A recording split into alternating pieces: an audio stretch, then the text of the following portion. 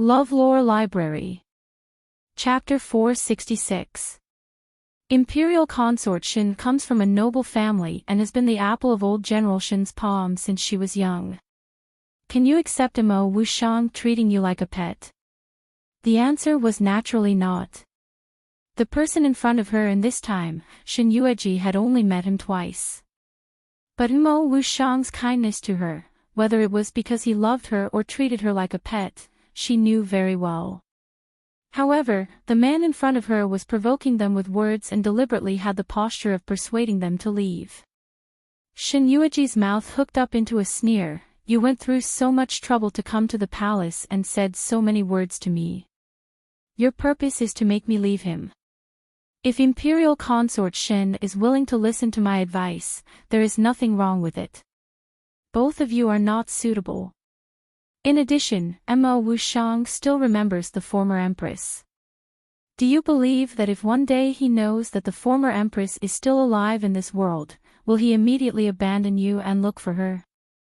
Gu Yueqin's death had already become a fact. Otherwise, why would there be the matter of her attaching herself to Shin Yueji today? Shin Yueji no longer looked at him and sat there slowly eating the pastries. Hong Fui saw that she ignored him, but he was not angry. This young master is kind enough to care about Imperial Consort Shin, but Imperial Consort Shin is not willing to listen. Firstly, you are now the Emperor's favorite consort. Looking at how much the Emperor cares about you, you also have your family as a backer. In the future, in this inner palace, no one will dare to offend you. Even the Empress does not have that ability. Secondly, since you are the Emperor's woman, sooner or later, you will have to serve him in bed. Since ancient times, there are many strong women. A woman cannot marry a second husband. Like Imperial Consort Shin, who is born in an aristocratic family, you should also understand this etiquette, right? Since young Master Fui can say such words, I have to admit that you really do not understand my Shin family. Her mouth hooked up into a smile, and her eyes were full of sarcasm. Coincidentally, my father and mother are not that kind of pedantic people. When choosing a husband, one must choose a good one. In this world, I have not chosen all the outstanding men. How can I be willing to hang myself on one tree? He probably did not expect that she would say such explicit words. Even Hong Fui, who had experienced countless things between men and women, was frightened by Shin Yueji's bold words. This woman. At first, he thought that she was two-timing him. After all, Mo Wushang was outstanding and the Emperor wasn't bad either. She coveted the nobility and wealth that Feng Zhuqing could give her, but she also coveted the gentleness and affection that Mo Wushang could give her. Now, it seemed that she was not only greedy for these two things, but even more. This time, Hong Fui's face was completely black. However, before he could say anything, Gu Shijiu's voice sounded again. The woman on the other side had already started speaking indifferently. Persuade me to leave Mo Wushang. Why don't you persuade Mo Wushang to leave this palace? Hong Fui's face darkened. Do you think my advice will work? If he was willing to leave you, would I need to personally enter the palace to find you? Hong Fui's face became serious. Shin Guifei, no matter if you believe or not, or feel that this gentleman has the intention to separate you, this gentleman still has to say one thing. The two of you are not suitable. You haven't even tried. How do you know it's not suitable? All right. Hong Fui smiled. Since Shin Guifei is so sure, then let me ask a question. If the regent leaves now, are you willing to leave with him, leave the Feng Kingdom, and never come back? Chapter 467. Your question is nonsense. I, Shin Yueji, am not the kind of person who can give up everything for a man. So what if Mo Wushang was good to her? She had once given up everything for Feng Zhuqing. What kind of ending did she have in the end? So, even if she was deeply in love with Mo Wushang, what could she do? She would not give up and would not give up everything to leave him without hesitation. She still had a lot of things to do. If she had nothing to worry about in the future, perhaps she could, but now, almost without any hesitation, she refused. Hong Fui's eyes darkened, and a trace of anger flashed through his dark eyes. It was very fast, so fast that it was almost impossible to catch. Since you can't be like him without hesitation, why don't you take the initiative to let go? Do you know how much he has done for you? How much sacrifice did he make? Seeing that Shin Yueji did not speak, Hong Fui got up from the bed. You have long been aware of his identity, right? Shin Yueji did not deny, yes. Then you should know that his identity doesn't allow him to continue staying here. He needs to go back, take charge of the situation, and do what he needs to do. But for you, he's staying here, abandoning his mission. Previously, it was for Gu Yuqin, and now it was for Shin Yueji. Hong Fui felt that he was also having a headache, and his heart was broken. Why didn't this guy know that he valued the relationship between a man and a woman more than the national affairs? Although I am his friend, when it comes to the things he has decided on, not to mention me, even God can't change his mind. Then why are you still looking for me? Shin Yueji did not have a good face for this man who always wanted to separate them. From the first time she saw him, she was very unhappy. Don't think that I am the kind of woman who can give up love for the sake of righteousness. Since Mr. Fui has said it so clearly, I might as well remind you a few words. The life and death of the people in the world has nothing to do with me. Maybe if I give up love for the sake of righteousness, I will be worshipped by the future generations after I die. But how long can I enjoy such a privilege? Or will it be slowly forgotten by the world as time passes? In other words, watching them live happily while I sleep in the ground, or maybe I'm depressed. Who knows what you've sacrificed? Doing something without any reward was foolish and not righteous. I'm a fool. Which of the people in the world didn't do it for themselves? In fact, Hong Fui was clear about these principles from the start. But Humo Wushang's mission was right there. If he wasn't the emperor of the Dark North Kingdom, he wouldn't have gone through so much trouble to come to the Feng Nation to find him. He wouldn't have stayed by his side for so long, and he wouldn't have run into the palace to talk to Shin Yueji. There were tens of thousands of people in the capital in the northern underworld. As the emperor, he stayed in the Feng Kingdom all day to accompany his beloved woman. The emperor of a kingdom was willing to become the regent of the Feng Kingdom. He didn't care about his officials or his people. If this were to continue, with Feng Zhiqing's ambition, how could he not plot against Dark North? Every move of the Dark North Kingdom was in his eyes. If there was even the slightest sign of trouble, he might already know about it. Even the fact that the Dark North Emperor was not in the Dark North Kingdom was probably already known by his spies. Chapter 468. That guy doesn't listen to what I say. Only if you say it personally, maybe he will listen a little. Hong Fui couldn't guarantee this, but he could only make a desperate attempt. Although he didn't know whether Shin Yueji's position in Imo Wushang's heart was higher than Gu Yuqin's, but looking at how much that guy cared about her, it wouldn't be much lower. Shin Yueji wasn't the kind of unreasonable person. If Hong Fui talked to her nicely from the beginning, instead of acting like an itch and then threatening her, she wouldn't treat him like this. You just need to go back and tell him that since he has something to do, he should leave. Otherwise, don't come to the palace to see me. Even if he comes, I won't care about him. That's it. Hong Fui looked at her as if he had seen a ghost. He probably didn't expect Shin Yueji to suddenly say such a sentence. But this sentence, was it really useful? He also intended to take this opportunity to get Shin Yueji out of the palace for the time being, so that the two of them could face each other alone in the room and chat for a while. This was already the biggest concession he made, and it was the biggest concession he made when he failed to persuade Shin Yueji to leave Mo Wushang. But he didn't think that he overestimated Shin Yueji, or was Shin Yueji too self-righteous that her position in Mo Wuxiang's heart was irreplaceable? Even Gu Yueqin wasn't narcissistic to this extent, right? As soon as she saw the strange expression on his face, Shin Yueji knew what he was thinking. She didn't explain. Instead, she stuffed another piece of pastry into her mouth and said vaguely, "You think it's very strange, right?"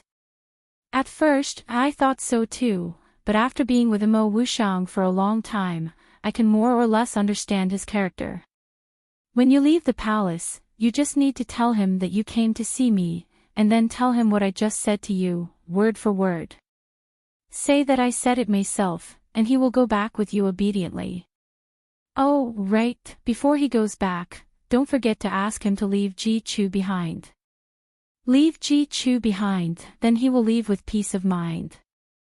Otherwise, he will find trouble with you all the way. Hong Fui didn't know what expression he had now. He stared blankly at Shin Yueji, who was eating and talking to him. His face was expressionless as if he was talking about something insignificant, or, after a long time, he pursed his lips and forced out a sentence. "Are you sure that if I go back and tell him these things, he will listen to me?" "Of course I'm sure. That's why I'm asking you to go back and give it a try. Regardless of whether you threaten me or persuade me, I won't take the initiative to leave him, and I won't let him leave me. After all, I'm not so righteous as to sacrifice myself for someone else's happiness. I'm a narrow-minded person who only cares about myself. This is the biggest concession I can make. I don't know when he'll come back after returning to the northern underworld, and when we'll be able to meet again. Your northern underworld doesn't lack beauties, and it's hard to say if he doesn't come back for a few months, he might fall in love with someone else in the northern underworld. After all, what happened to the late empress is a warning." Hong Fui, what Shin Yueji said was not impossible, because the beauties in Dark North's harem were no less than Feng Juqing's. These were all specially arranged by the Empress Dowager for that guy. Which one of them wasn't a beauty that could cause the downfall of a city and country? Chapter 469. Mo Wuxiang had a change of heart towards the former empress and fell in love with Shin Yueji. After he returned, it was hard to guarantee that he would not fall in love with any beauty in the Biming's harem. After all, those beauties were his concubines, but after so many years, those beauties had become old and yellow. Even if the Empress Dowager didn't give up and kept looking for them, the old ones would be sent to the cold palace. Almost every year, or less than a year, every half a month, a month. Every once in a while, a few beauties would be selected. Over time, slowly, there were so many beauties that it seemed to be blinding. Well, you are right. Hong Fui nodded in agreement. There are countless beauties behind that guy. As long as he nods, those beauties will rush to him. Her heart felt like it was being pricked by a needle. In order not to miss the subtle expression on her face, the man smiled slightly. Moreover, the beauties in Mo Wuxiang's harem are much more than the emperor. Each of them is extremely beautiful. Any one of them is a beauty that can bring disaster to the country and the people. He thought that the woman in front of him really had no expression. It seemed that she did not care about the number of women, but only cared about the number. Well. Hong Fui deliberately dragged the word. What imperial concubine Shin said is right. It is hard to guarantee that he will not fall in love with any beauty when he returns. After all, if you look at a beauty for a long time, you will get tired of it one day. Imperial concubine Shin, do you think I am right? Shin Yueji resisted the urge to throw a cup of tea at him. She smiled coldly. So what? If Mo Wuxiang can casually fall in love with other women, then we don't owe each other anything. Hong Fui was once again blocked by her heartless words. He probably did not expect that this woman could be indifferent to this point, and also ruthless to this point. Is there anything else? If Mr. Fui has nothing else, please leave. I want to rest. It's never a good thing to keep someone who wants to kill you alive. Since you've known that guy for a while, do you need me to help you? Help me with what? Shin Yueji glanced at him indifferently. Naturally, to help you kill that person. Understanding who he was referring to, Shin Yueji's face changed. Don't worry about my business. Tisk, so fierce. As a woman, it's better to be gentle. You're so fierce that it's hard for men to like you. A teacup flew toward him. Hong Fui smiled and caught it easily. Is it that good? You knew that I was talking to you for so long, so you took the initiative to bring me tea. Are you afraid of Mo Wushang? If you continue to shamelessly refuse to leave, when I see Mo Wushang, I will personally tell him about your matter. This time, the smile on Hong Fui's face couldn't be maintained. Although he wasn't afraid of Mo Wushang, he was afraid of him. He had a deep understanding of Mo Wushang's methods. Therefore, no matter who he offended, he wouldn't offend Mo Wushang. After a long time, he finally gritted his teeth and glared at her. Woman, you're really not likable at all. This young master is also doing this out of goodwill. Lu Qingru wants to kill you, so this young master will help you out of respect for Mo Wushang. Get rid of her, so that you won't have to guard against her in the palace in the future. Chapter 470. Do you really think that she is just a little second-grade concubine row? Hong Fui looked at her funny. Didn't Mo Wushang tell you what she did in private? Hong Fui's words made her think of that night in the Imperial Garden, when Lu Qingru was molested by a man. She clenched her fists tightly. Her sharp nails dug deep into her flesh. But she didn't seem to feel the pain. At this moment, her mind was recalling the scene of Lu Qingru and that man. Even if she wanted to kill her, what could she do? Everything she did was for her. If she didn't see it with her own eyes that night, she wouldn't believe that Lu Qingru could do this for her. She didn't need anything in return and did it for her without any regrets. Ben Gong has no enmity with her. Why does she want to kill Ben Gong? Isn't it because she feels injustice for her dead friend? The regent, who was deeply in love with the late empress, unexpectedly changed his mind and fell in love with concubine Shin. Hong Fui smiled and walked in front of her, getting close to her earlobe. For the sake of Mo Wushang, concubine Shin's matter is my matter. I will be responsible for concubine Shin's safety. Before I leave, take it as my repayment to concubine Shin. Do you want me to help you kill her? No matter what, Lu Qingru is still the emperor's woman. Even if you have great abilities, it's still.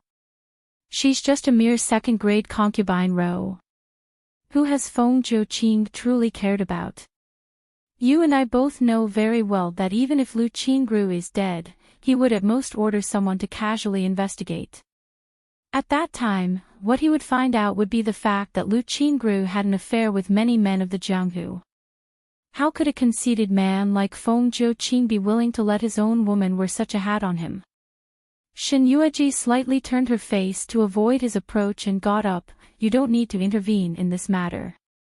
If you dare to hurt her, Ben Gong will definitely make you regret it. What a strange woman. This young master helped you out of kindness, but you don't appreciate it at all. Forget it, just take it as me being nosy.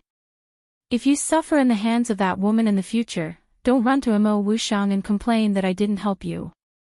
Concubine Shin, let me kindly remind you that that woman is dangerous. Scram! Another teacup smashed towards him. This time, it was obviously more forceful. He didn't expect Shin Yueji to have such a big reaction when she mentioned that woman. A trace of surprise flashed across the man's pitch-black eyes, but it quickly disappeared. He once again reached out to catch the teacup, then placed it back in its original place. This young master has said everything that needs to be said. As for what to choose, it's all up to you, Imperial Consort. This one will take his leave. Shin Yueji did not stop him. She watched as the man's tall and handsome figure disappeared from her sight. The man's qigong was top-notch. In just a blink of an eye, he disappeared without a trace at a speed that was hard to be seen by the naked eye. Shin Yueji sat on the beauty chair, thinking about what the man had said before he left. Her emotions were in a mess, and not long after, she heavily overturned the teacup in front of her. The porcelain fell to the ground and made a loud noise. Double Happiness, who was waiting respectfully outside, heard it with his sharp ears. She quickly came in, and when she saw the broken tea set on the ground, she was stunned. She looked at Shin Yueji, who had an ugly expression on her face, and was puzzled. When she went out just now, her ladyship was still fine, but in such a short time, what happened to her? Chapter 471. She looked at Shin Yueji in surprise. Your Highness, what's wrong with you? Are you not feeling well? I'm fine. Shin Yueji rubbed her eyebrows. She opened her mouth. Seeing that Shin Yueji didn't want to talk to her, she didn't ask more. Instead, she took out a small folded piece of paper from her sleeve. Your Highness, when I was guarding outside just now, a pigeon suddenly flew towards me. Look. Shin Yueji looked at the paper she respectfully presented with both hands. She narrowed her eyes. Letter. Yes. She took the paper and opened it. It was a short line of words, clear and concise. The strokes were plain and didn't use much ink. His handwriting was like him, silent and cold. At a glance, Shin Yueji recognized who the owner of this handwriting was. Gu Mujue. She had seen him write when she was young. His writing style and the strength of his strokes were incomparable to ordinary people. Everyone had their own style of writing, but Gu Mujue's uniqueness lay in the fact that his handwriting was very difficult to imitate. It wasn't that his handwriting wasn't good, but it was too outstanding and had its own characteristics. That was why it was difficult to imitate. Your Highness, who gave you the letter? This servant saw that the messenger pigeon seemed to be very intelligent and knew to fly towards us. After delivering the letter, it flew away. Shin Yueji didn't tell her about Gu Mujue. After reading the contents of the letter, she casually rolled the paper in her hand into a small ball and threw it into the incense burner. She looked at the lingering cigarette in the incense burner and the smell of burnt paper at that moment. A man entered the Phoenix Palace just now. Shi was speechless. Your Highness, are you talking about the Emperor? Shin Yueji glanced at her sideways. No. Shi was speechless. The Regent? Shin Yueji shook her head. No. Feeling the strange expression on Shi's face, she said, Your Highness, did you find another man? Shin Yueji was speechless. Shin Yueji couldn't help laughing. She took a sip of tea and said, Do you think I can't live without a man? Then what kind of man can enter our Phoenix Perch Palace? This is the Imperial Palace, and it's heavily guarded. This servant's martial arts aren't low, but I don't know how he got in. This man must want to leave, or else your Imperial Highness wouldn't like him. He's one of Mo Wushang's men. I've seen him once in the regent's residence.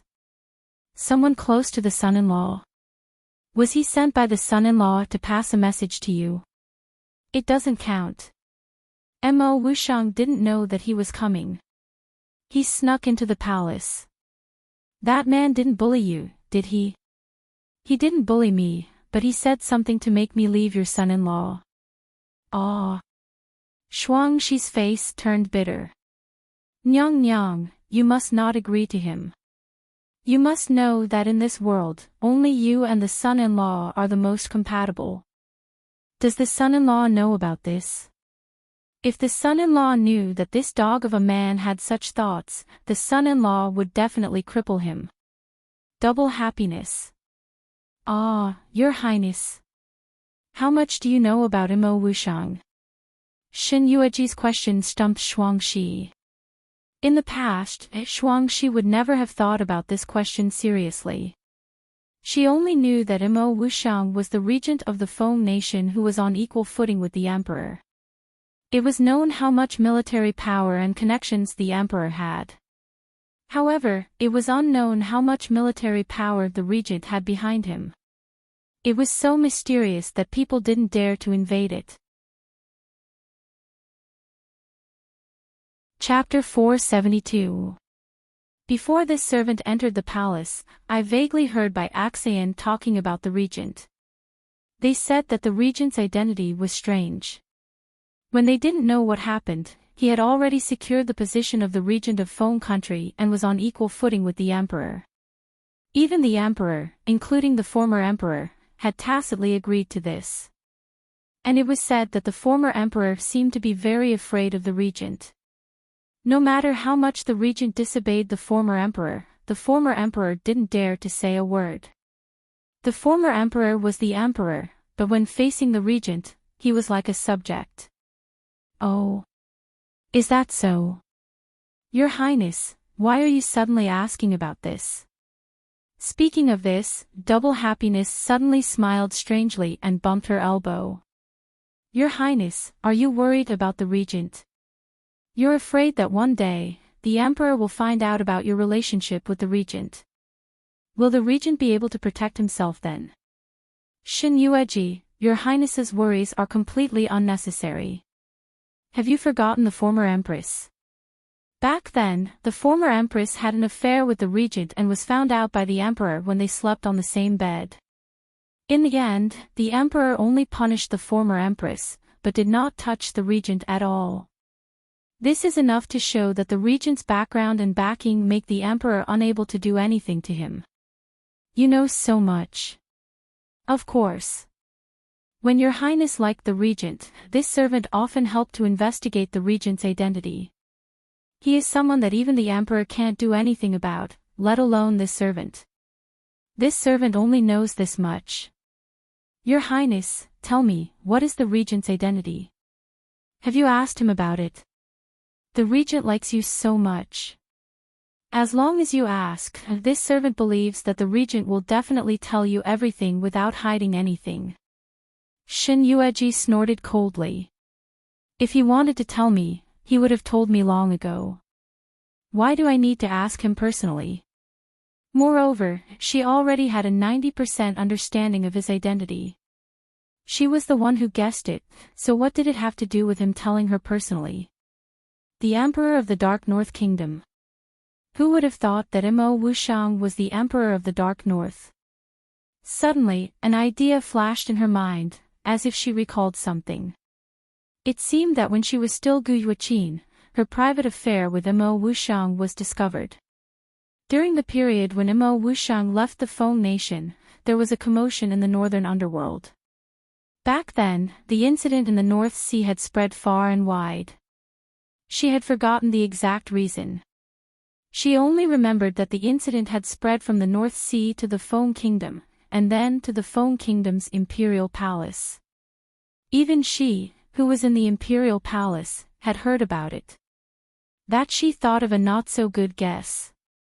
Actually, when Imo Wushang left in a fit of pique, it wasn't because he didn't care about her life or death. Was it because Dark North needed him to take care of something? In addition, she had said a lot of insults to him in bed that day. Every word stabbed at his heart. No man would be able to take it, but he had endured it all and only chose to leave in the end.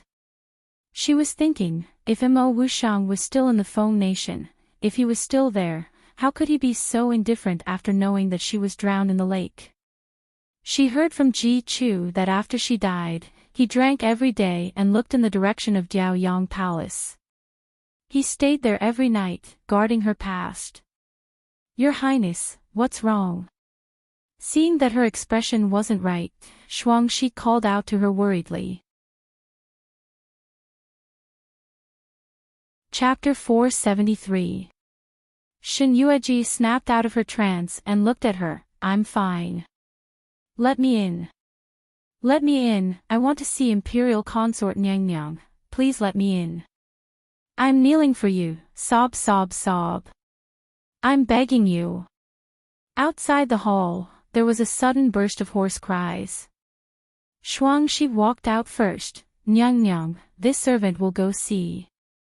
Joey Nyang Nyang, it's not that this servant doesn't want to let you in, but Imperial Consort Nyang Nyang is unwell. Even the Emperor himself ordered that no one is allowed to visit and let Imperial Consort Nyang Nyang focus on recovering. Hearing the argument outside, Shen Yueji frowned. Soon, Shuangxi's loud rebuke came from outside the hall. The servant girl from before was so frightened that she immediately knelt on the ground. Sister Shuangxi, it's not that this servant doesn't know the difference between seniors and juniors, but Zhao Nyang Nyang knelt to this servant the moment she came. This servant doesn't know what to do. A third-rank Zhao Nyang Nyang knelt to a lowly palace maid. If this got out, it would be a slap to Feng Qi Palace's face. At that time, there would be more discussions in the harem. People would say that Shen Yueji was favored and even the servants of Feng Qi Palace benefited from it. A lowly servant girl didn't even care about a third-rank Zhao Nyang Nyang. Shuangxi looked at Zhao Nyang Nyang who was kneeling on the ground and crying. She knew this woman in front of her. She had been sent to the palace by her father. Because her father had made a lot of contributions in the court, she was given the title of third-rank Zhao. Zhao Nyang Nyang was gentle and virtuous at home. After entering the palace, she had always been obedient and never used her position to oppress others. Therefore, during the days she had been in the palace, she was quite popular in the palace. Moreover, Shuangxi had met her a few times in the imperial garden. She always smiled and greeted her. Did something happen to Zhao Nyang Nyang? Why are you crying like this? Are you asking to see Imperial Consort Nyang Nyang? Shuangxi knew Zhao Nyang Nyang, but it didn't mean that her miss knew. Her miss didn't even know this person existed.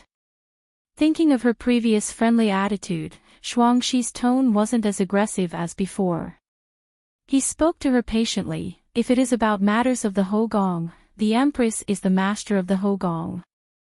Zhao Nyang Nyang should ask to see the Empress. I believe that the Empress would be very happy to see you. All the concubines in the harem know that my consort was severely injured in order to save His Majesty. Now that she has managed to survive, His Majesty has specially ordered that Imperial Consort should stay in Phoenix Palace to recuperate and not allow anyone to visit her. I'm afraid Wu Zhaoi's matter. No, I can only come to see Imperial Consort. If I tell Her Majesty about this, Her Majesty will definitely kill me. Hearing her anxious and trembling voice, Shuangxi frowned. What can't you tell the Empress? If it's really something important that can't be told to the Empress, then tell His Majesty. His Majesty is kind and... No. Wu Zhaoi's tears fell like rain. No, I can't tell Her Majesty. I can't tell His Majesty either. If they know, they will think that I'm spreading rumors in the harem to confuse people. His Majesty and Empress won't let me go. Then what is it? Why must you tell my consort? Is Wu Zhaoi not afraid of my consort? No, I can only tell Imperial Consort Nyang about this matter. Please help me, Imperial Consort Nyang. Wu Zhaoi knelt on the ground and kowtowed heavily. Chapter 474. It made Shuangxi feel that if she did not let her in to see her consort, she would kneel here and never leave. The little bit of friendliness he had towards her previously had completely disappeared with her current lack of propriety. He looked at her coldly. You clearly know that my lady consort is seriously injured, yet you still let her care about your trivial matters. Since Wu Zhaoi wants to kneel, then continue to kneel. You stay here and take a good look. If she barges in, I will hold you responsible. She glared at the palace maid beside her, only to see the palace maid nodding in fright. Sister Shuangxi, don't worry, this servant will definitely watch over Wu Jiaoyi. With her guarantee, Shuangxi entered the hall without looking back. He told Shen Yueji everything that had happened outside. Actually, she was sitting in the main hall and was not far from it. Shen Yueji could roughly hear the arguments outside. What is this Wu Jiaoyi's background? She is the daughter of a third-ranked official in the imperial court. Her family is in the capital and is loved by the common people. After entering the palace, this Wu Jiaoyi did not spoil and did not take the initiative to curry favor with any of the consorts. After being in the palace for so many days, this servant has not seen her getting close to any of the consorts in the inner palace. I just don't understand why she suddenly came to see you today. Moreover, this servant saw that her words were flustered and her expression revealed fear, as if something had happened. Your Highness, do you want to see her? If your Highness does not intend to see her, this servant will find an excuse to reject her. She was just a third-ranked Jiaoyi. With her consort status, it would not be difficult to chase her away. Shen Yueji hesitated for a moment. The crying outside was still going on. It did not seem to be an act, but the crying of a person who had really reached that point of despair. The voice was hoarse and the crying was sorrowful, like a person who had nowhere to go. She pondered for a moment. Let her in first. Yes, Your Highness. With Shen Yueji's permission, Shuangxi went outside to let her in. Wu Jiaoyi's face lit up when she heard that Shuangxi was willing to let her in. She quickly got up from the ground and followed Shuangxi carefully into the main hall. After taking off her graceful and gorgeous attire, Shen Yueji was only wearing a thin coat at this moment. Her beautiful face didn't have any makeup on, but it was still elegant, refined, and beautiful. Wu Jiaoyi didn't dare to look at it for too long. She only took one look before she lowered her head and bowed respectfully. Your servant greets the imperial consort. Wu Jiaoyi. Shen Yueji looked at her indifferently. The woman in front of him couldn't be said to be extremely alluring, but she was still a pretty girl from a humble family. She was dressed in plain clothes, and her face didn't have the domineering aura of a superior.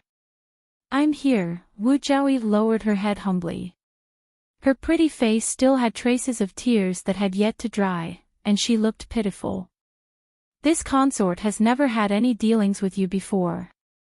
You took advantage of this consort's severe injuries to run over to this consort's Phoenix Perch Palace and throw a tantrum. Those who don't know would think that this consort has bullied you. What? What happened that made you give up what is near at hand and seek for what is far away? You didn't go to see the Emperor and the Empress, but ran over to see this consort. Do you have to tell this to this consort? Wu Jiaoyi trembled and knelt on the ground. Without Shen Yueji's permission, she didn't dare to get up. She just lowered her head. Before this consort entered the palace, I had heard some rumors about the harem. Chapter 475. After I entered the palace, I asked around to see if there were any taboos in the harem. I'm a coward and have nightmares since I was young. Every time I had a nightmare, it seemed real and fake at the same time. Her fingers were trembling. Even her teeth were chattering. She didn't dare to raise her head and stared at the ground. She knew that Shen Yueji's gaze was on top of her head, so she didn't dare to raise her head. This concubine knows that something strange happened in Diaoyang Palace some time ago. His Majesty executed those people who were gossiping and the rest kept their mouths shut. However, this concubine still found out. At the mention of this, her frail body began to tremble again. The way the late Empress looked when she died, her face was covered with nails. Imperial concubine, you must save me. Wu Jiaoyi raised her head with tears streaming down her face. She looked at Shen Yueji pleadingly with her teary eyes. Last night, Xiaoyu went out to make tea for this servant, but after he went out, he never came back. I had a nightmare and tossed and turned in bed. I couldn't fall asleep because of fear. I thought that Xiao Yu had gone out for so long, so I went to look for her. In the end. Recalling the scene of Xiao Yu's tragic death, her voice was filled with endless despair and fear. She buried her face in her hands and said, "Xiao Yu died outside the hole." Her face was full of nails. Her limbs were dismembered.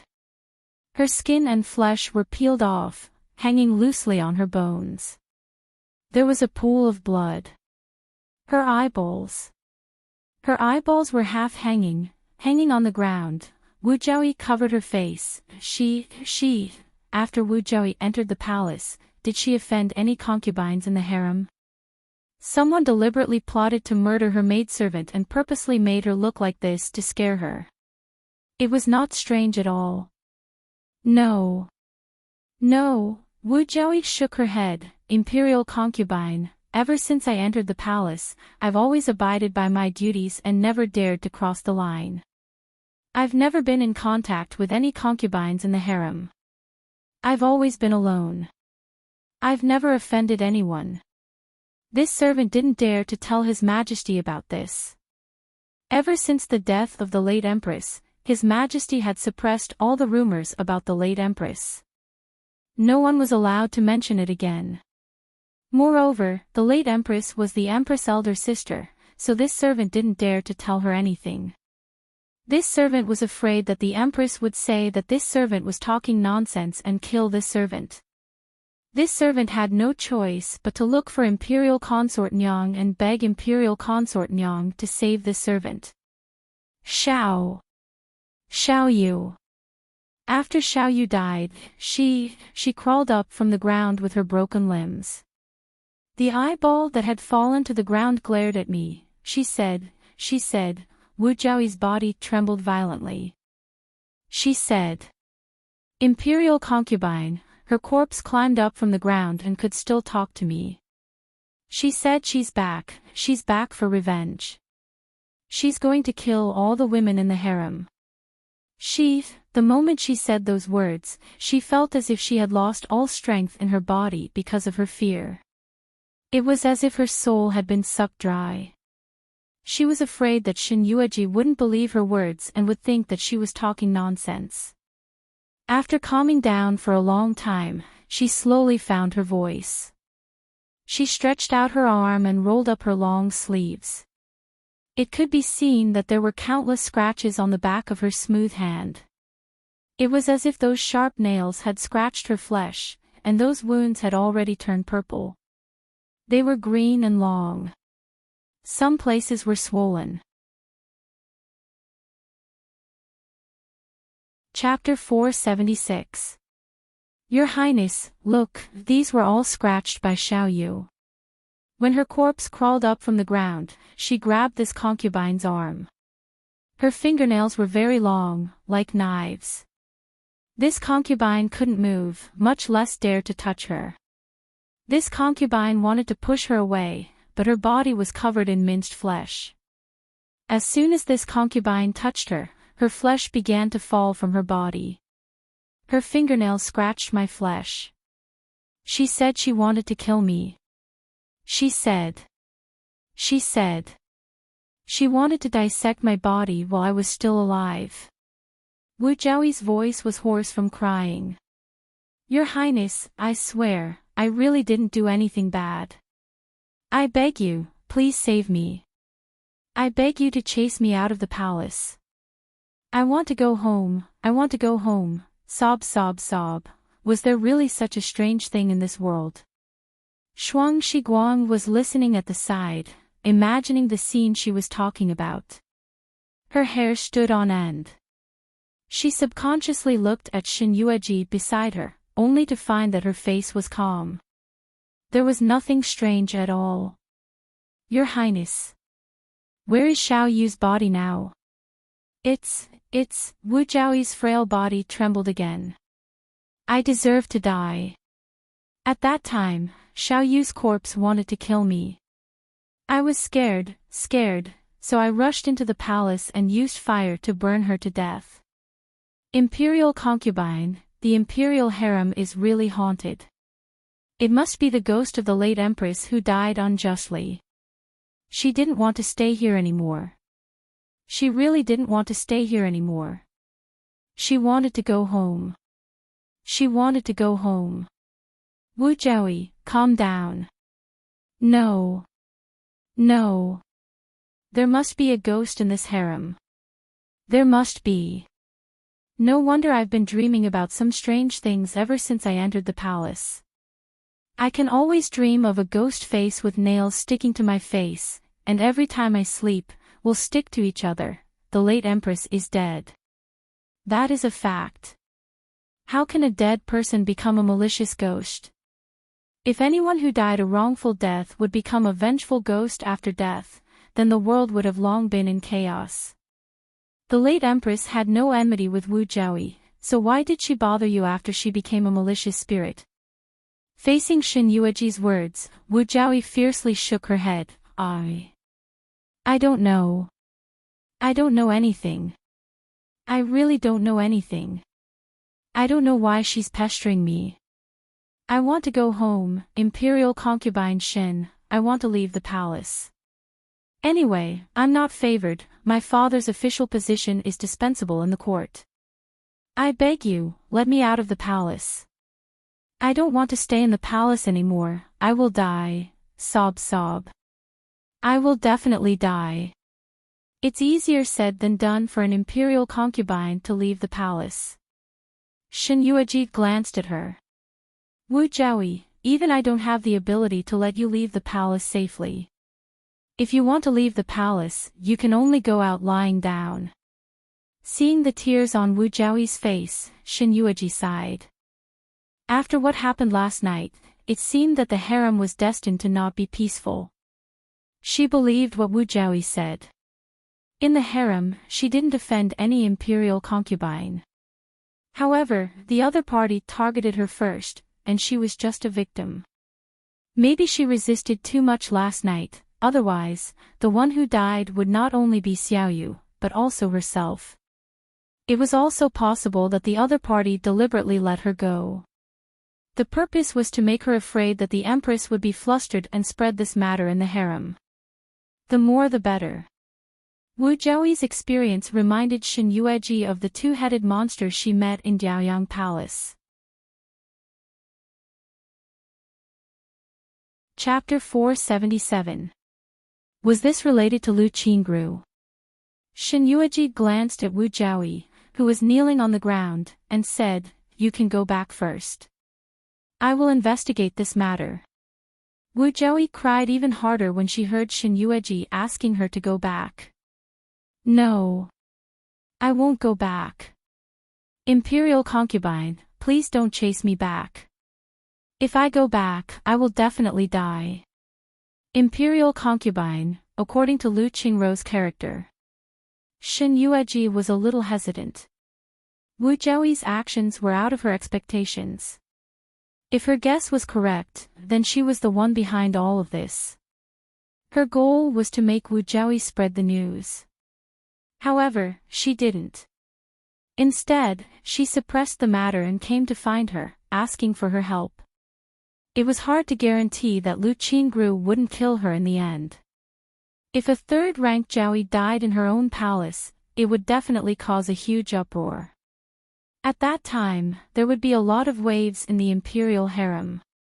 Imperial concubine, maybe it was because she saw Wu Jiaoyi crying so much. Double happiness felt bad. Look at how scared she is. Why don't we leave her here first? She felt that it was inappropriate to say this. There might be a few concubines who knew that her imperial concubine was favored.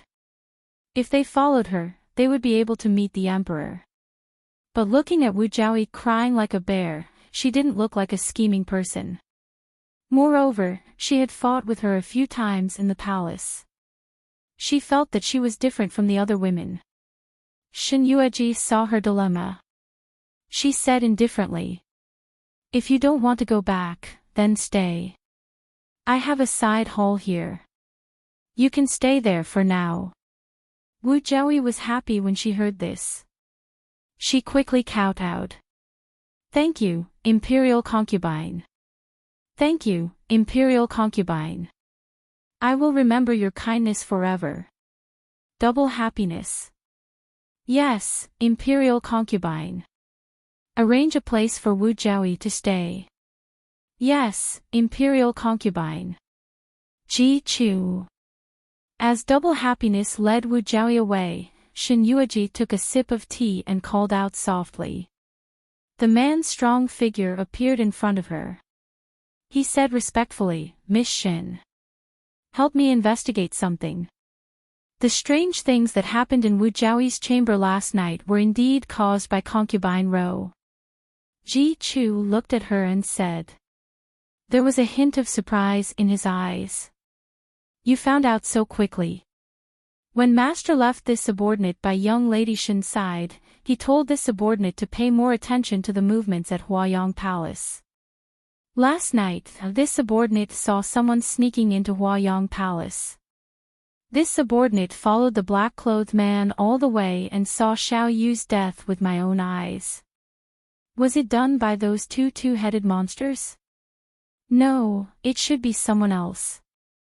It's just that this person's identity is strange, and his speed is astonishing. It's as if he knew that this subordinate was tailing him, so he shook me off very quickly. What about Xiao Yu's resurrection?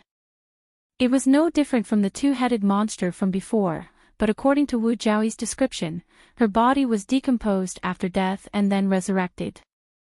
Her face was full of nails, her limbs were strange, and her appearance was terrifying. Shen Yueji sat up a little straighter. So, there are other mutants in the palace. Did the two-headed monster cause any trouble in the palace recently? Ji Chu shook his head. Since the last incident, this subordinate has not seen their existence in the palace for a long time.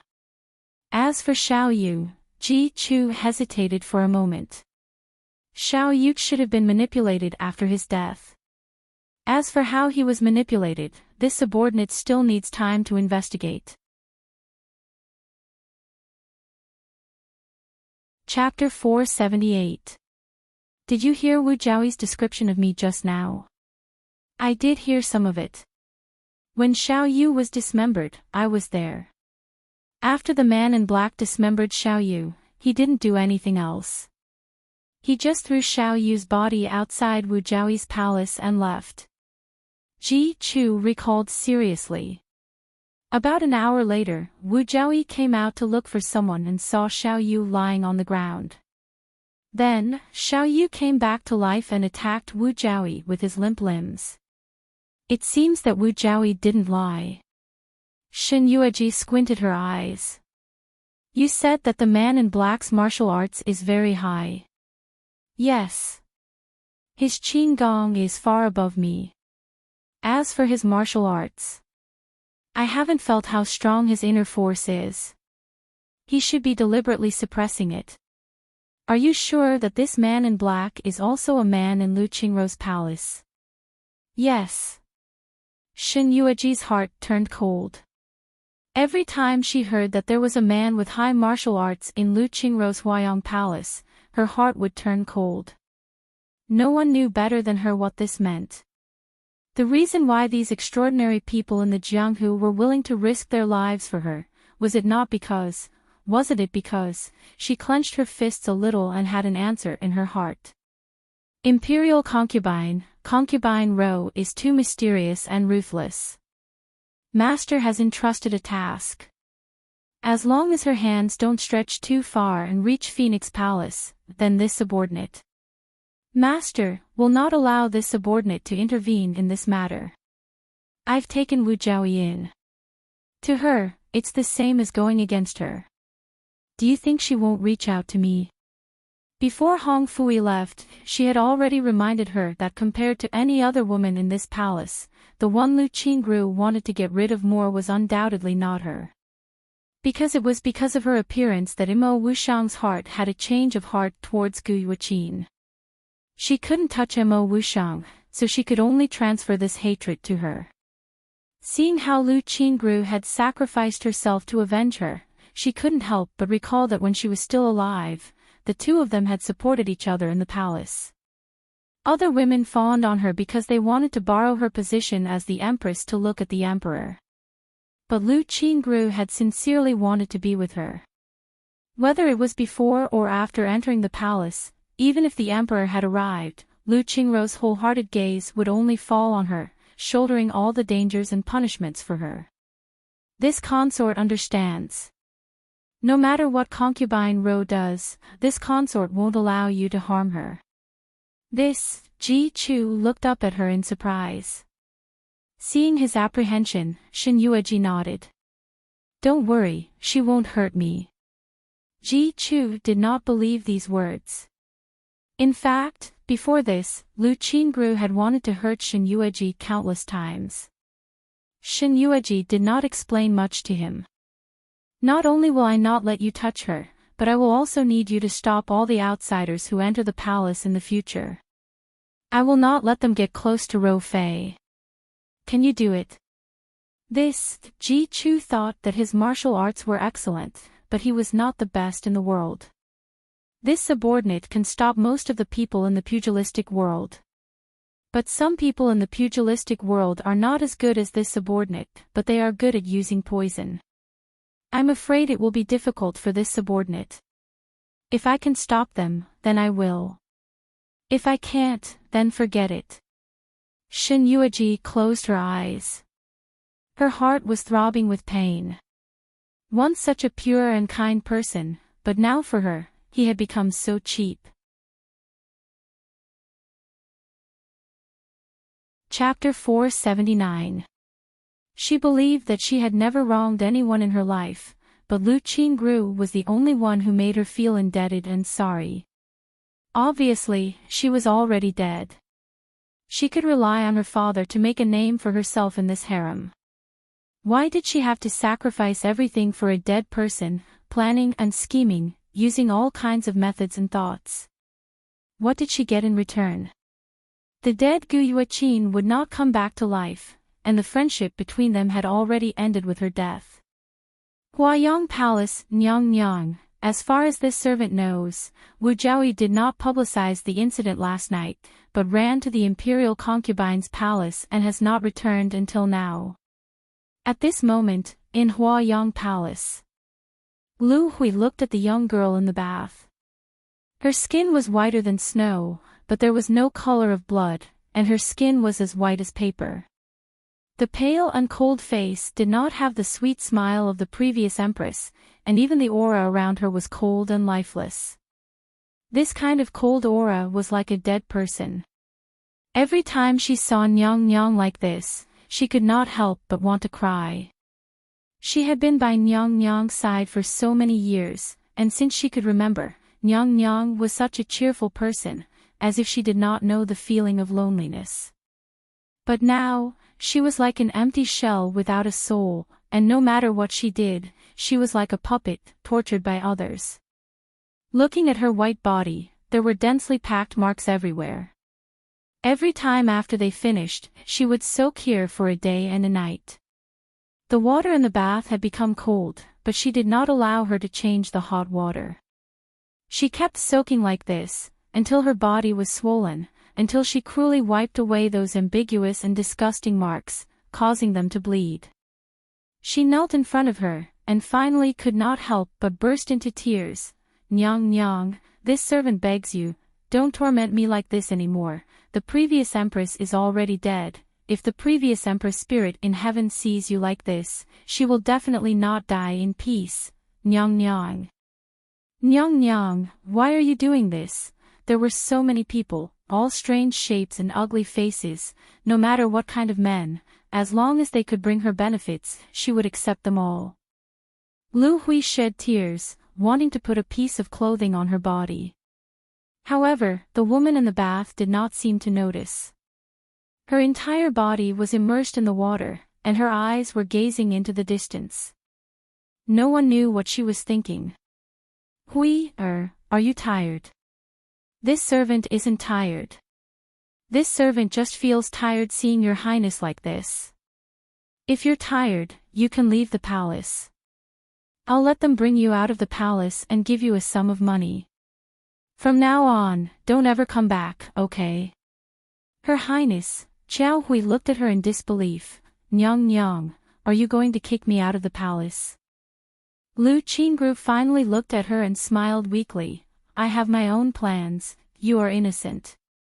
Hui, you have suffered so much with me, you should go. After you leave the palace, find a man who will treat you well. From now on, you can live your own life, you don't need to accompany me anymore. No. No. Your Highness, don't chase this servant away, don't chase this servant away, this servant won't go, sob sob, Your Highness, this servant won't go, even if this servant dies, this servant will stay with Your Highness forever. This servant doesn't want to leave Your Highness. This servant doesn't want to marry. 2 lines of clear tears slid down Lu Qingru's pale face. Compared to Qin, this little grievance of mine is nothing. Chapter 480. Lu Hui, do you know? Yesterday, I dreamt of Qin, again. In the dream, she was perfectly fine. Holding her hand, playing with her in the capital, she looked so beautiful when she smiled. Her eyes were still so bright. Even if she was covered in wounds, even if she had a mother who only knew how to abuse her, even if she didn't have a good life, she still smiled so happily. Every time she sneaked out, she would be beaten by them when she returned, but she said that she liked to play with her, liked to be with her. She was very happy. She didn't protect her well, the past was like a knife. Every time, it would stab her and make her feel pain. Blood dripped from her heart, full of holes. Lu Qingru clutched her heart. I can't accept that such a kind and beautiful person should rest in the earth. I can't accept that she was harmed by evil people. Evil people could still live so happily, but she could never open her mouth, could not open her eyes, could not open her eyes, could not open her eyes. She said that there are many beautiful things in this world, don't just look at the bad things in front of you. But now, she doesn't even have the chance to open her eyes and look at the beautiful things in this world. Veins popped on the back of her hand, the bone-chilling water was not as cold as her body. Lu Qingru closed her eyes and took a deep breath. Father, mother, they died for me, everything I did was for Qin. I have already done this, I will not stop, it is impossible for me to stop. If I can do it again, I will still make the same choice. Everyone can betray my Qin, only I won't. Feng Jiuqing, Gu Yueyin, is cruel and unscrupulous, like a beast, how can I let them sleep peacefully? Gu Yueyin, if she doesn't die, I will truly let my Qin down. Her palm slapped the water, as if she was talking to Lu Hui, but also muttering to herself, if Wu Jiaoyi can't do it, there will be a second Jiaoyi, Beauty, Jieyu, they will all end up like Qin. I want Gu Yueyin to be unable to eat and sleep, I want her to know that Qin, can't just die like this. I want her to feel fear, she is an evil woman. I want her to repent, I want her to go down and be buried with my Qin. Your Highness, please don't go on like this. If the late Empress was still alive, she would be very sad. She didn't want to see you living in hatred every day. She wanted you to live well, she didn't want you to. Hui, ever since she died, I don't know what it means to live well. Without her, how am I different from the walking dead? We can't go back, Hui, we can't go back to anything. This kind of life wasn't what she wanted. Every day, she had to receive different men. She hated this kind of life. But every time she thought of Qin's tragic death, as long as it was the only way to avenge her, she could endure all the humiliation. So what if she was raped by a man? As long as it's for Qin, as long as it's for Qin, is concubine Ro not in her chambers? At this moment, a voice came from outside the hole. An indifferent voice, a familiar voice. This caused Lu Qingrou's deathly pale face to immediately gain a few more colors. A fierce look flashed across his pitch-black eyes. Even Lu Hui's face darkened when she heard this voice. What is she doing here? Doesn't she know that the person Her Highness hates the most is her? Chapter 481. Lady Murong, her ladyship is bathing, it's not that she's not in the palace. Lu Hui walked out of the side hall and saw the lady sitting alone. She didn't know if it was her own misconception, but she felt that the Murong Yun she saw today was a little strange compared to her usual self. As for what was strange, she couldn't tell. Murong Yun saw her come out and retracted her gaze. Her tone was indifferent as she said, "Since that's the case, I'll wait here for Concubine Ro to finish bathing. Lady Murong, if there's anything you need, you can tell me directly. Her ladyship has already said that she won't see any guests, no matter who it is, even His Majesty is no exception." In the past, Murong Yun would have turned hostile because of a servant girl's rudeness. But now, not only was her expression calm, even the wet nurse behind her stood there quietly without interrupting. "I know, that's why I came uninvited. Her ladyship won't see anyone. Lady Murong, please leave." Lu Hui impolitely gave the order to leave, but she found that her order to leave fell into Murong Yun's ears, as if she didn't take it seriously. Her expression changed in anger. "Lady Murong, do you think that your Gu family's influence in Feng country can cover the sky with one hand? My ladyship has never had any dealings with you, so why did you come to cause trouble for her? It's not enough that you've forced your own daughter to death, now you want to force my ladyship to death as well." When she mentioned Gu Yuqin, Lu Hui didn't know if it was an illusion, but she could accurately capture the flash of pain on Murong Yun's face. It flashed past so quickly that Lu Hui thought she was seeing things. When she realized this, she almost laughed out loud. Pain? How could Murong Yun be in pain? She was a heartless woman who had personally killed her own daughter. If she had any remorse, she would have done so long ago and not waited until now. What was her motive for entering the palace to look for her ladyship? Wasn't it because she saw her ladyship living well in the inner palace? As Gu Yuqin's best friend, as long as it was someone by her side, no matter if it was a friend or a beast, she would not let a single one of them live. Lu Hui was now disheartened. She was no longer afraid of Murong Yun. His tone was overbearing and his gaze was filled with hatred. "Lady Murong, please return. Mei Nyang Nyang will not see you. I have something to ask her. If she doesn't want to see me, I won't leave." "Not leaving?" Lu Hui sneered. "Lady Murong, surely you know how much my young miss hates you. She wants nothing more than to eat your flesh and drink your blood.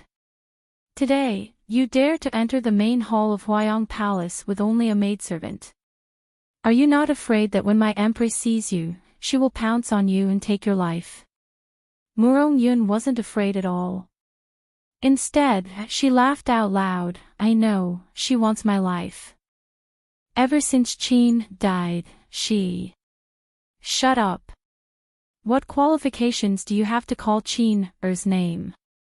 Lu Qingru came out wearing only a coat. Following Gu Yuqin's death, her frail body became thinner and thinner every day. She hadn't seen her for a month. At this moment, she seemed to have become a different person. She was only skin and bones. Only that delicate and beautiful face let Murong Yun know that she was still her. Her gaze towards her was filled with strangeness and hatred. It was the same as before. If one were to say how cold and disgusted she was towards Gu Yuqin, then how much she hated and loathed herself. Chapter 482. Your ladyship, why did you come out? It's cold outside, this servant will bring you some clothes. No need, chase the irrelevant people out, I have something to say to Madame Murong. Your ladyship, Lu Hui looked at her worriedly. Your ladyship, please go in first, this servant will chase the people you hate out. No need. Lu Qingru smiled. Madame Murong has something to say to me. Coincidentally, I also have a lot to say to Madame Murong. This, Lu Hui was a little embarrassed, but when she saw Lu Qingru's indifferent expression, she could only leave unwillingly. When she passed by Murong Yun, she glared at her fiercely. I don't care how powerful Madame Murong's Gu family is, this is the imperial palace, my ladyship is a second-rank concubine rope personally appointed by His Majesty, if anything happens to her in Huayong Palace, I will definitely not forgive you. Murong Yun did not care about her threat at all. If I really wanted to do something to your ladyship, I would not just sit here quietly now. Lu Hui felt that what she said was reasonable, so she stomped her feet and left unwillingly. After Lu Hui left, Lu Qingru also found a place to sit, far away from Murong Yun. She calmly took a sip of tea. Her expression was cold and arrogant, even her gaze towards Ji Yunshu was filled with mockery. Speaking of which, Ben Gong has recently investigated an old matter from many years ago and felt that this matter would make Ben Gong happy. Originally, I had planned to wait for a few days, and when the time was right, I would inform this matter to Lady Murong. However, I didn't expect that Lady Murong would arrive faster than I had expected. The matter you investigated, is it related to me? The answer was non-committal. Lu Qingru smiled and did not say anything. Murong Yun raised her eyebrows. What matter? First come, first served. Since Madame Murong came first, I believe Madame Murong also has something to ask me. I will give you this opportunity. I will allow you to speak first. Murong Yun was not angry. Today I came to Concubine Rose Place. I do have something to ask. She pondered for a moment, then said, I know that when Qin was alive, she had the best relationship with you. Seeing that her hand holding the teacup suddenly tightened, Murong Yun stopped talking and looked at her. Lady Murong, this consort hopes that you will remember this consort's words. You are not fit to call Qin by her name. Qin is my daughter, the child I gave birth to after 10 months of pregnancy. How can I not have the right to call her by her name?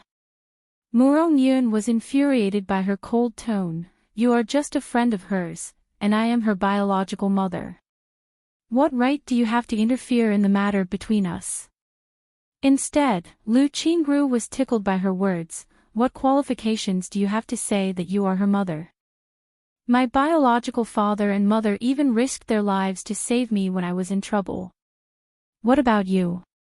Apart from abusing and hurting Qin every day, what other responsibilities did you fulfill as a mother? Madame Murong, are you speechless now? Don't tell this consort that Qin's death had nothing to do with the two of you. She used to like Feng Zhiqing so much that she wanted nothing more than to die for him, so how could she possibly commit adultery with another man? Because of the woman's emphasis on the latter part, her tone became much sharper. Lu Qingru's eyes turned red. The only thing your Gu family has ever done to her is harm. Chapter 483. Why are you here to look for me now? Are you here to repent? Is it because Qin has been dead for so long that you finally realized that she's actually your biological daughter? Do you feel sorry for her? Your Highness Concubine Ro, I know that you have a lot of opinions about me in your heart. But what I want to say is that I'm not here to quarrel with you. Since you're safe and sound in the palace, I can guarantee that you'll live a luxurious life in the palace for Qin's sake. No one will be able to shake your position as a second-grade concubine Ro. Do you think I care? Lu Qingru roared at her rudely. Murong Yun, the position of a second-grade concubine Ro, other women might care about it, but I don't. The reason why I came to the palace was because of Qin. I didn't want her to be alone in the palace without a friend to talk to. So I begged my father to send me to the palace. Not to mention that Feng Zhiqing gave me the title of second-grade concubine row for my father's sake. Even if he gave me the title of empress, I wouldn't care. I'd rather stay by Qin Er's side and be her maidservant. I'd watch over her every day and share her joy, anger, sorrow, and joy. Why must all of you be so cruel? Qin Er is such a kind and beautiful person. Why must all of you treat her this way? What did she do wrong? Murong Yun, is it just because she's the daughter born from you and Gu Xian? It's just because of her birth that you can't be with that man, right? If the first part of Lu Qingrou's words had moved Murong Yun, then the latter part of Lu Qingrou's words were undoubtedly not as sharp as a knife, causing Murong Yun's expression to change in an instant. How do you know all this? Guess how I know. Lu Qingrou smiled gently. I receive so many men every day. Which one of them isn't a famous figure in the pugilistic world? As long as I want to ask or investigate, they'll do their best to investigate for me. I know everything about you, Murong Yun, and that man's past. Not only that, I know everything that you know and I know everything that you don't. You. What did you say? I'll talk. Lu Qingrou laughed coldly and moved closer to her. I receive men every day and enjoy the pleasure that those men give me every day. So what if I don't have an emperor? I'm still carefree and happy in this harem. Do you know how many men I've accepted after Qin died? The most I've ever done was 6 in one day. Lu Qingrou was a proud and aloof person. When Gu Yuqin was still alive, all her smiles were only for Gu Yuqin alone. To outsiders, she would always give them a cold and beautiful face. After Gu Yuqin's death, she was even worse than before. She was like an otherworldly fairy who did not know how to laugh or cry. There was no expression on her face. Wherever she went, people would look on coldly. Murong Yun stumbled backwards, as if she couldn't believe what Lu Qingrou had just said. How did she become like this? She had always been dismissive of men, but she did not doubt the truth of her words. Because when she said this, she had already pulled down the front of her collar. There were densely packed marks on it. How could she, who had already experienced it, not know what it was? She didn't know why. In the past, she might have directly reported this matter to the emperor and let him use the name of a promiscuous harem to get Feng Zhiqing to punish her. Chapter 484. But, now, when she saw Lu Qingrou in this state, Murong Yun could only feel endless sorrow and heartache. Gu Yuqin had died innocent. She knew that nothing had happened between her and the Prince Regent that night. She had only been schemed against. As for Lu Qingrou, she really had affairs with so many men. How about it? Do you want to expose me to the emperor? Tell him that I had affairs with so many men. Speaking of which, I had long wanted to experience Qin Er's death personally. I wanted to experience it over and over again. I wanted to know how painful it was to have a nail hammered into your face. I wanted to know how suffocating it was to be locked in a cage, to have rotten eggs thrown at your body, and to be humiliated with the most vicious and despicable tone in the world. Sinking into the lake, the endless river water covering her head, she couldn't move, couldn't resist. How desperate was that feeling? No, don't say any more. All of this was given to her by your Gu family. It's all your fault. It's all your fault. Murong Yun. Not only are you evil, you disgust me. You were the one who should have died. You couldn't tell right from wrong and were schemed against. What right do you have to vent all your hatred and dissatisfaction on Qin Er? Why?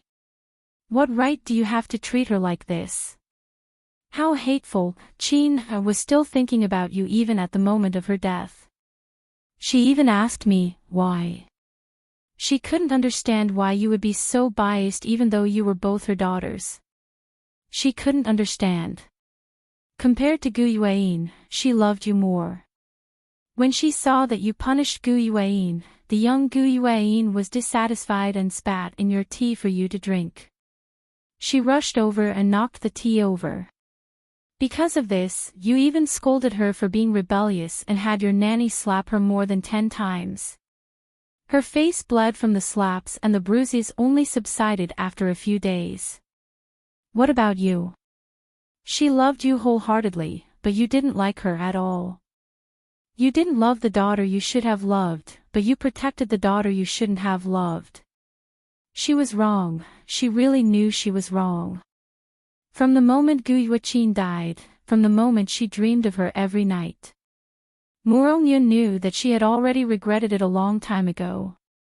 China was a child that she had been pregnant with for 10 months. She was still so young, and in fact, she didn't understand anything, but she had transferred all her resentment and complaints to her alone.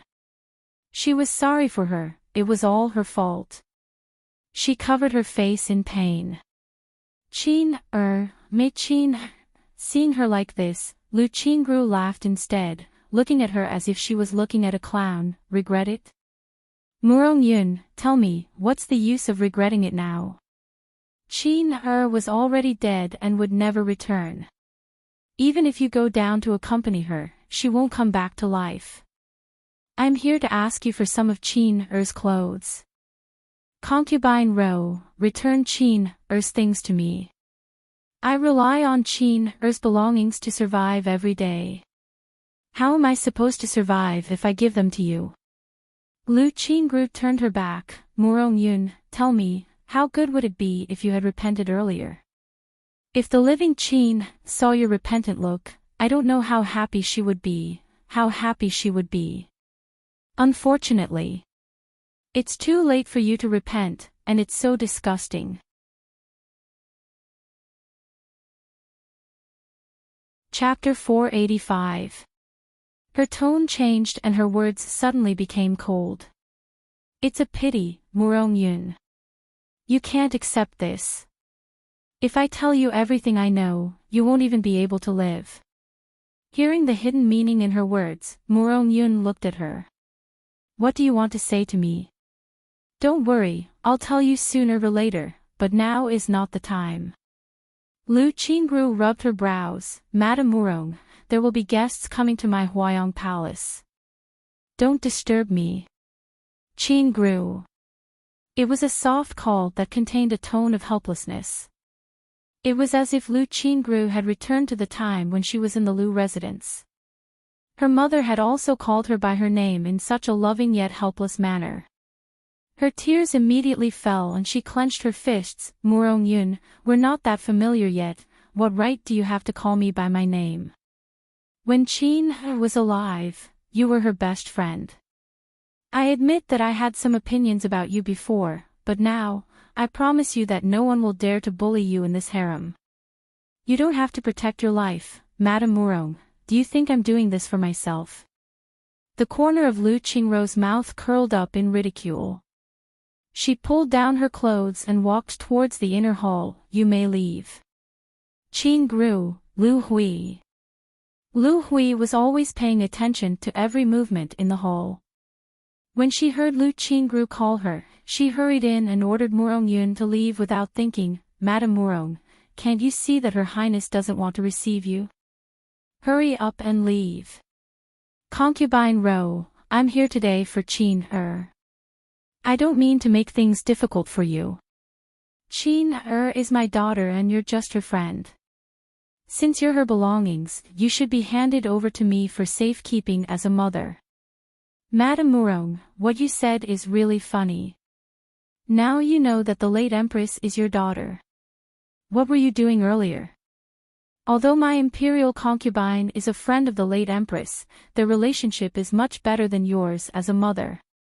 Madame Murong refuses to leave, but she wants me to go outside and shout that you, Murongyun, are begging here and haven't done anything. You're presumptuous.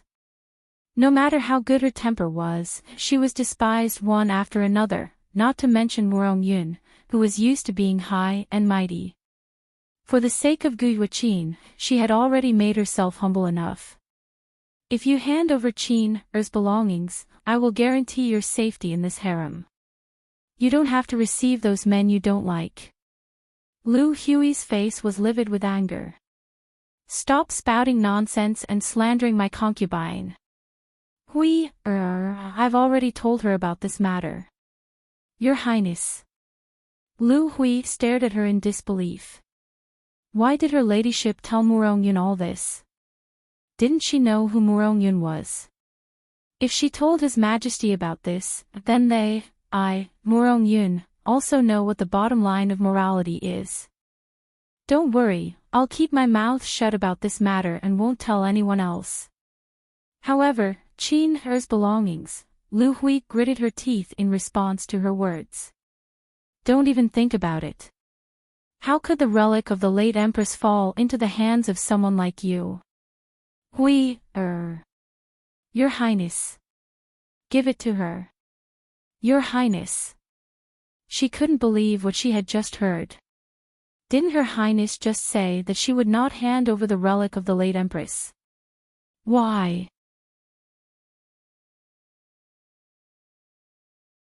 Chapter 486. When Murongyun heard that she was willing to give Qin's belongings to her, she couldn't describe how she felt at that moment. It was as if a huge stone had fallen. Lu Qingru glanced at Murongyun indifferently. It suddenly occurred to me that Qin had indeed made something for Madame Murong when she was alive. However, before Madame Murong could see it, Qin was already killed by the two of you. Murongyun felt a pang in her heart when she heard his calm and tranquil words. Even the smile on his face had completely frozen at this moment. Lu Hui wiped her tears and walked into the inner hall to get something. Not long after, she came out with an exquisite small box. She handed the small box to Murongyun bluntly. This is the belongings of the late Empress. Her Highness only gave you this one. Murongyun's hands trembled as she took the small wooden box from Lu Hui's hands. When she opened it, she saw the embroidery of a mandarin ducks playing in the water. The scenery was the Phoenix Pavilion that she used to stay in. She remembered that for a long time, she spent a lot of money to find famous embroidery workers in the capital, just so that they could use the Phoenix Pavilion to embroider a pair of mandarin duck embroidered pouches. In the end, every embroidered pouch was unsatisfactory, which made her very dissatisfied. Many years had passed, and because of her dissatisfaction, the matter slowly faded away. However, she didn't expect that when she saw the embroidery of the purse that she had hoped for, it would appear before her eyes. Mandarin ducks playing in the water. What she wanted was not only the mandarin ducks, but also the mood. She wanted the two mandarin ducks to lean on each other and look at each other with love in their eyes. Although their embroidery skills were good and flawless, they were still two mandarin ducks and lacked the mood. However, the purse in front of her, whether it was the mood or the scene of the two mandarin ducks leaning on each other, was so loving that it was obvious that they couldn't bear to part with each other. Immediately, her tears began to fall. It turned out that in a place that she didn't know, her Qin had no regrets. She had quietly sacrificed so much for her. She knew that she wanted this kind of pouch, so she went to embroider it. She didn't even know when she had learned embroidery. The more Murongyun learned that Qin had secretly done these things for her, the more she couldn't calm down for a long time. She had already treated her like this. Even she herself knew how much she had gone overboard in the past, but she still sacrificed for her without any complaints or regrets. The embroidery was exquisite and the pouch was full of artistic conception. Who knew how many wounds her delicate hands had been pierced by the needles while she was embroidering? How did she manage to embroider such a pouch when she was burdened with so many errands every day? He did not know where she got these needles and thread, or how much she had suffered and how many beatings she had suffered in order to embroider these things. I don't know, there were too many things he didn't know. Murongyun slowly placed the pouch on her chest and grasped it tightly, feeling the warmth of the pouch. It was ice cold, no longer as warm as it was when it was held in the palm of its master's hand for embroidery. Chin, Mother was wrong.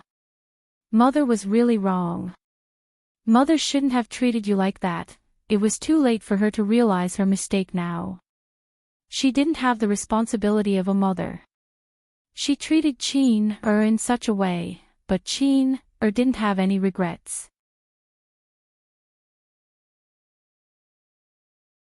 Chapter 487. Just like what Lu Qingru said, she didn't know how to love her daughter. She didn't know how to love her daughter, but she protected her daughter. If it was Gu Yuan, she wouldn't have treated her like this. Murong Yun looked as if she had lost her soul, stumbling as she left. Lu Hui clenched her teeth in hatred. Your Highness, why didn't you just tell her that Miss Chin, is actually the daughter she had with that man, and that it was all a show directed by Gu Wei himself? It's too early to say it now. The best way to torture someone is to tell her the truth after she has completely regretted it. Give her a heavy blow and make her wish she was dead. Lu Qingru smiled self-deprecatingly. Otherwise, if we let her know the truth, wouldn't Chin's death be too much of a grievance? At this moment in Fengqi Palace, Murong Yun entered the palace again. Yes. Shuangxi nodded. She had just received the news from the spies in the palace, but this time, Murong Furen did not enter the palace to find the empress. According to the spies, she seemed to have gone to Huayang Palace to see concubine Ro. Huayang Palace. Shen Yueji was startled. Why did she go to Huayang Palace? When she was alive, Lu Qingru and Murong Yun were too close to each other. Even Lu Qingru and Murong Yun didn't have a good expression. Thinking of this, Shen Yueji couldn't help but worry. Fortunately, Double Happiness spoke in time, but she came out not long after. It didn't look like she was looking for trouble with concubine Ro. Anne. Double Happiness seriously recalled the spy's words. According to the spy, when Madame Murong came out, her eyes were red and swollen, and her face was pale, as if she had just cried. Concubine Ro must have said something that she couldn't accept. Not long after she went in, she stumbled out and left. Really? Then. Shen Yueji still wanted to say something, but Gao Dezhong's shout from outside the hall stopped her abruptly. His Majesty has arrived. Half of the day had passed and it was already past noon. Hearing Gao Dezhong's voice, Shen Yueji hurriedly got up from the beauty chair and walked in with a bright yellow robe. She bowed and saluted, Your Majesty. Her bent body was stopped by a strong hand. Aren't you injured? Why did you get out of bed so quickly? The man looked a little unhappy and looked at her. The girl's face was still pale, and her thin and delicate body looked like it could be blown away by the wind. He did not let go of the girl's hand. Knowing that he was worried about her, Shen Yueji revealed a faint smile and leaned into his embrace. Emperor, this minister's concubine is fine. This minister's concubine's body isn't that delicate, it's just a few superficial wounds that bled a bit.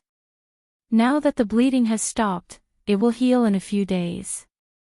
It's just a few small wounds, nothing to worry about. Even so, you still need to lie in bed and listen to the imperial physician's words. Feng Jiuqing pulled her to sit on the bed and stared at her pale and beautiful face. Have you eaten? I just ate some. Yes. Feng Jiuqing gestured for Gao Dezhong to withdraw first. Double Happiness tactfully retreated as well. Unbeknownst to him, a delicate hairpin had appeared in the man's hand. He silently and gently inserted the hairpin into her hair bun. Other people didn't recognize this hairpin, but Shen Yueji would recognize it even if it turned into ashes. It was the hairpin that was inserted into her hair before she died, and it was also the token of love that he had given to her.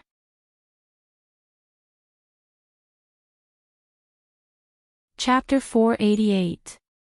Shen Yueji's hand gently stroked her hair, touching the small and exquisite hairpin. Emperor, is this for Chinchie? When I saw this hairpin, I felt that it suits you very well, so I gave it to you. Do you like it? How can I not like it given by your majesty? Shin Yueji smiled shyly and leaned into his arms. Your majesty is so considerate to give me a gift.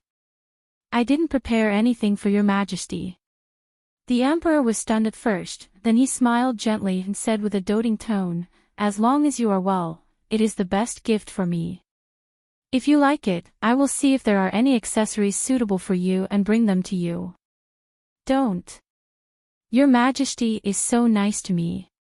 It will make the younger sisters in the harem angry, especially the empress. I'm afraid that Sister Empress will not tolerate me anymore. You're so afraid of the empress.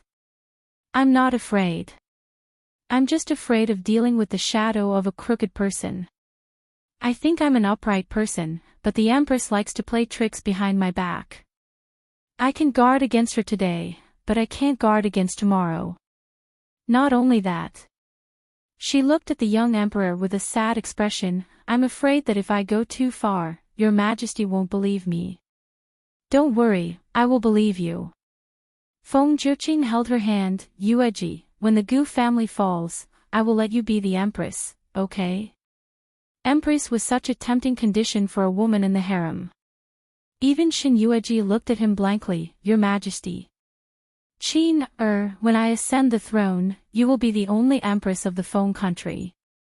With you and me working together, we will look down on the Feng country. It will only belong to the two of us. After that, she became his empress as she wished, the empress for 3 days. What's wrong? Seeing that she was not in a good mood, the man gently lifted her chin. Shin Yueji smiled and looked away. Your majesty, you only know how to tease me. You said before that the empress needs to be a motherly model to the world. For someone like me, I can only be an imperial concubine and be arrogant in the harem. The man was amused by her words and held her in his arms. My beloved concubine, do you bear such a grudge against me? She didn't know if his thin lips touched her neck intentionally or not. It was itchy and numb, causing Shin Yueji to feel goosebumps all over her body. She wanted to push the man away. However, Feng Jiuqing held her hand tightly, not allowing her to struggle. He hugged her tightly in his embrace. Don't move. You're injured, so behave. Otherwise, your wounds will split open and it will hurt. Then your majesty, don't hug this concubine so tightly, this concubine can't even breathe. Hearing her complaint, the man released her helplessly. Seeing that she really blushed because of holding his thin lips, he leaned over and kissed her lips. It was soft, warm, and soft to the touch. Shin Yueji's body shook. Looking at her dumbfounded look, the man found it funny and was about to say something. Pa, the sudden slap caught him off guard. By the time the man reacted, there was already a burning pain on his face. His eyes turned dark and deep in an instant, and his pitch-black eyes turned scarlet in the blink of an eye. Shin Yueji had yet to recover from the slap. She was just about to apologize to Feng Jiuqing, but as the man's aura engulfed the entire place, her neck was once again captured by the man's large palm.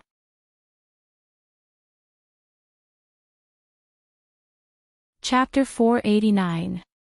The suffocating pain assaulted her once again. She looked into the man's scarlet eyes. His face was so cold that it seemed as if it could freeze a person. It was completely different from his gentle face just now. For a moment, she couldn't tell which one was the real him. However, it was only for a moment before his scarlet eyes slowly turned pitch black. Even the large hand that was locked around her neck slowly loosened its grip. Shin Yueji collapsed into his arms weakly. The man took her and held her in his arms. His voice was hoarse, and he couldn't calm down after the attack. Yueji. Your Majesty. Rest well. I'll go to the imperial study to deal with official business. Maybe the suffocating pain was so real that she felt like she was in hell again. Shin Yueji looked at his back as he left, closed her eyes, and took a deep breath. When Shuangshi came in, he saw that she was wiping her lips. Her lips were about to break and bleed. "What's wrong, Your Highness?" "Summon Master Kong Yin. I want to see him now." Shuangshi didn't know what was going on, but she still did as she was told. But not long after, she came back and looked at Shin Yueji with a troubled expression. "Your Highness, Master Kong Yin was summoned out of the imperial study by the Emperor." Shin Yueji thought for a moment. "Then let's go to the imperial study." "Your Highness." Shuangshi looked at her in surprise. "Your Highness, you're still injured. If you go to the imperial study now, you'll be suspected." "It's okay. Ji Chu is in the dark. There won't be a problem." Thinking of Ji Chu, Shuangshi felt a little relieved. "Your Highness, I'll help you wash up first." Imperial study. The door to the secret room opened, and a girl in white lay inside. She had a pale and delicate face. She lay there quietly, lifeless, like a dead person. To be precise, she was a dead person. If it weren't for the fact that her bones hadn't rotted for months, she would have become a pile of bones. "Your Majesty, Kong Yin." Kong Yin pushed the door open and saw the female corpse in the secret room. His eyes darkened, and he knelt down respectfully. Feng Juqing retracted his gaze from the girl's face and looked at Kong Yin, who was kneeling not far away. His eyes were scarlet red, as if they were stained with fresh blood. It was a glaring red, and there seemed to be blood flowing out. Kong Yin was inwardly alarmed, but his expression was unusually calm. "I wonder why Your Majesty has summoned this official here. When will she wake up?" "Your Majesty, I can't say for sure. When the time is right, she will wake up, but I'm just worried that even if the late Empress wakes up, Your Majesty, you'll still kill her." This sentence caused the man's straight and tall body to shake violently. He was in a sorry state, as if he couldn't stand steadily. If not for the wall behind him, he would have been able to support himself. The scarlet in his eyes deepened, almost as if blood was gushing out. A few drops of blood flowed from the corners of his eyes and landed on his bright yellow robe. "Furthermore, I wasn't lying to Your Majesty when I said those words back then. The late Empress' body is still there, but her soul is gone. Even if she wakes up, she will no longer be the late Empress, regardless of the cost. I don't care who she is, I won't allow her to die." Kong Yin. His gentle face had long been replaced by a sharp iciness, like the coldest snow on the top of an iceberg. Just looking at him would make people feel cold, and it would freeze their bones.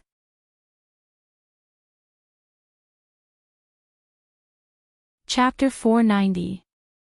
Kong Yin was startled for a moment and quickly lowered his head. "Your Majesty, I know you are an enlightened monk. You must have a way. You must save him at all costs. No matter what you want, I will give it to you. Your Majesty, this is the will of the heavens. I have already said that even if I save her, she is no longer the former Empress. Your Majesty, can you stop yourself and protect her? Even if the former Empress comes back to life, she will still die in a few days. Your Majesty, even you can't stop it, let alone me. The water spirit pearl can only keep a person's body from rotting for 3 months. Now that almost 2 months have passed, if the former Empress doesn't wake up soon, her body will rot." Because of his words, Feng Juqing looked at her delicate face. There were already very light black spots. If one didn't look closely, they wouldn't be able to see it at all. He slowly walked to the front of the corpse and touched her cheek with his big palm. Suddenly, he twitched his lips and murmured as if he was mocking himself, "Actually, how can Jiang Shan be compared to you?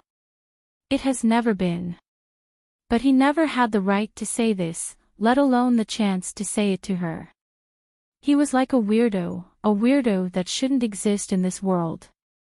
Not only should he not exist, he didn't even have the ability to protect her. Seeing him like this, Kong Yin sighed and said, "Your Majesty, everything is destined." Actually, there were some words that he was destined not to say. In fact, after Gu Yueqin's death, he still had a chance. It was just that his love was too dark.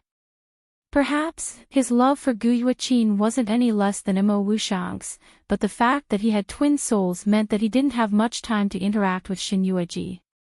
Moreover, his mind was only focused on the person in this secret chamber. He simply couldn't sense that things remained the same, but people had changed. This person wasn't human. The person in front of him was the one he truly loved. Over the years, he had witnessed too many sorrows and joys, as well as the most miserable feelings. Some were reconciled, some were lifelong regrets. Shen Yueji had feelings for him. She couldn't let go of her 9 years of deep love, even now. But this deep love had been slowly grinding. Even if she knew more, she would never fall in love with the man in front of her again. Amitabha. Your Majesty, don't persist in going about things the wrong way. Stubborn. Feng Zhiqing looked at him.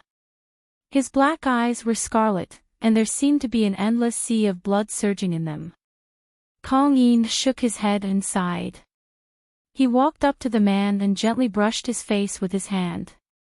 The moment she retracted her hand, she could clearly see the redness in the man's eyes slowly recede and return to normal. Looking at the opened secret chamber and the familiar young lady lying in it, Feng Zhiqing shook his head and sat down on the dragon throne dejectedly. Ever since Gu Yueqin died, he has been appearing more and more frequently. I feel like I'm about to be replaced by him. His obsession is too deep, and it has already accumulated into resentment in His Majesty's heart.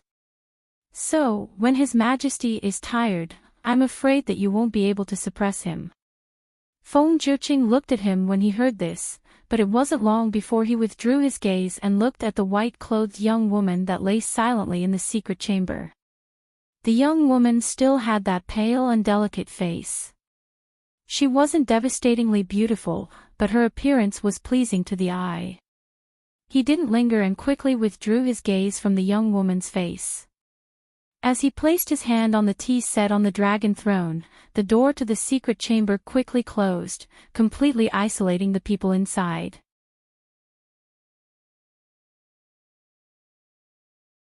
Chapter 491. Master Kong Yin, you are an enlightened monk. We have always respected you. We believe that you must have a way to suppress him. This, Your Majesty. Kong Yin once again knelt down in front of him. I have indeed devoted myself to cultivation for many years in front of Buddha. Compared to everything else, I am much more knowledgeable. However, I am still an ordinary person. No matter who it is, they are all my masters. I am afraid that I cannot help Your Majesty with this matter. You can only rely on yourself. Feng Zhiqing is silent. When he was alone with Shen Yueji, he could clearly feel that he appeared many times. But he did not know what he did to Shen Yueji. He could only see Shen Yueji looking at him with fear and timidity when he woke up. Such an obedient and boring woman, how did he fall in love with her? For a dead person, she did not hesitate to resist him for so long. Even when she died, she would fight to the death. He would only rush out to look at her a few more times. Thinking of the pale little face in the secret room, she was even weaker than a paper doll. The man's thin lips move. She was boring when she was alive, and even more boring when she was dead. It was such a boring woman that he couldn't forget about until now. The man's slender fingers lightly touched the table and looked at the man kneeling on the ground. We asked you to secretly search for evidence of the Gu family's bribery. How is the search going? Those people are all men of sacrifice. I have used all the torture methods, but they refuse to speak. Is that so? The young emperor smiles and his dark eyes are dark. You are indeed a member of the Gu family. Since they do not speak, then kill them, lest the Gu family find out. Yes. But, Your Majesty, there is one more thing that I do not know if I should say. Say it. When I was executing those men of sacrifice, a young man of sacrifice blurted out before he died that the Gu family had recently made a move against the Shin family. Oh. The Shin family has a tiger eagle that cries in the middle of the night. What's more, it is said that there is a big dragon living in the tiger's body. The sound it makes at night is a dragon's roar. It indicates that a real dragon has appeared in the Shin family. Your Majesty, this is an ominous sign for Your Majesty's country. The emperor's face instantly turned cold. Kong Yin quickly kowtowed. There is something fishy about this matter.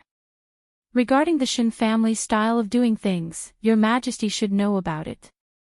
If there was such a strange matter, it would have been known by the common people in the capital. But this kind of rumor was only recently known in the capital. It can be assumed that the Gu family wanted to frame and get rid of the Shin family.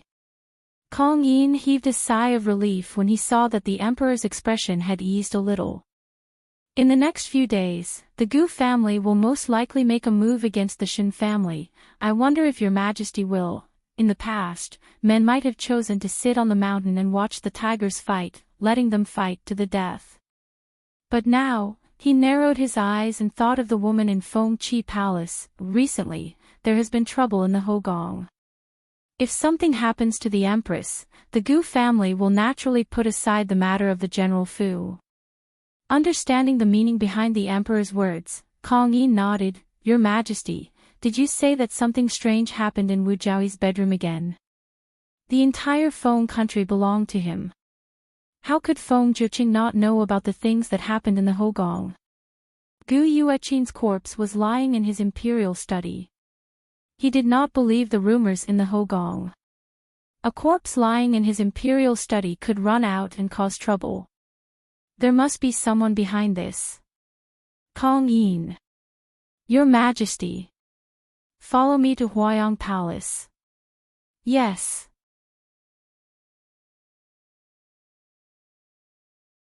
Chapter 492. Nyang Nyang. Outside the main hall, she saw Double Happiness coming in with a head full of sweat. Shin Yueji stopped what she was doing. What's wrong? Why are you panicking again? This servant originally told Master Kong Yin to come to Phoenix Palace to see Nyang Nyang after he left the imperial study. But who knew that His Majesty actually brought Master Kong Yin to Huayang Palace to see Concubine Ro? Nyang Nyang, do you think that His Majesty is going to pamper Concubine Ro? Pamper? Shin Yueji's small face became serious. No matter what, it was not a good thing for Lu Qingru. If Feng Zhiqing really pampered her, then she was no longer a virgin. He would definitely notice. If it wasn't pampering. Lu Qingru had been alone in Huayang Palace for so long.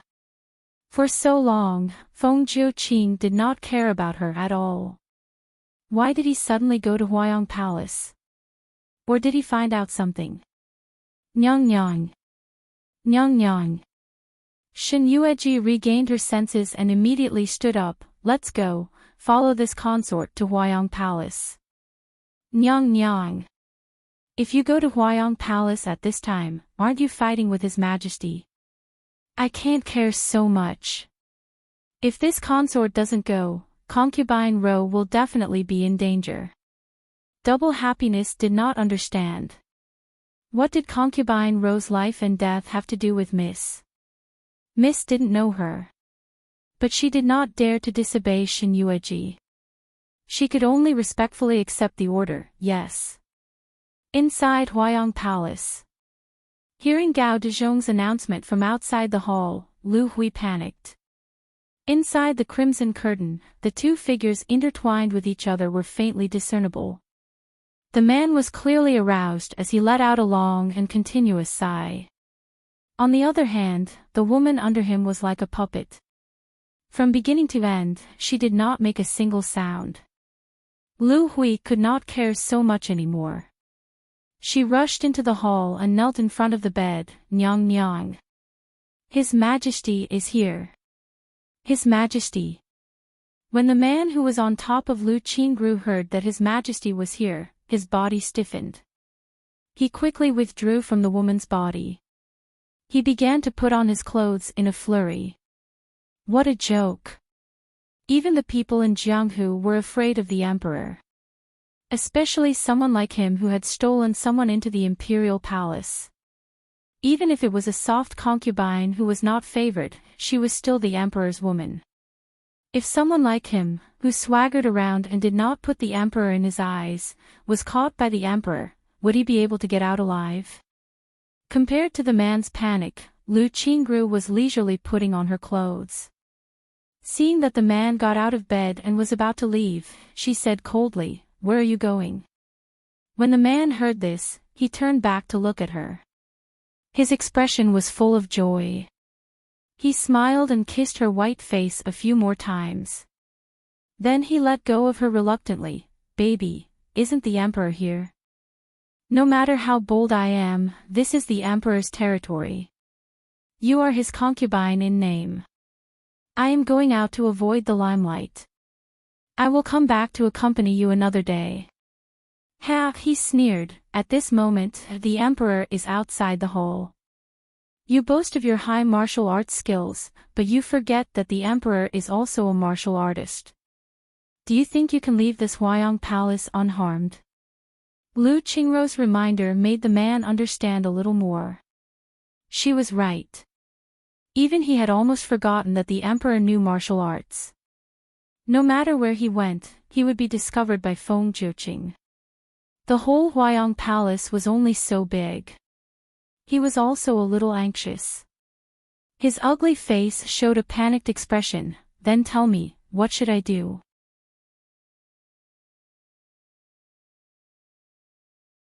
Chapter 493. Seeing that Lu Qingru did not speak, he could not help but become even more anxious. "Don't you know why I sneaked into the palace from outside? If it weren't for you, I would be living a carefree and happy life outside with all kinds of beauties. Why would I take such a risk to sneak into the palace to have sex with you?"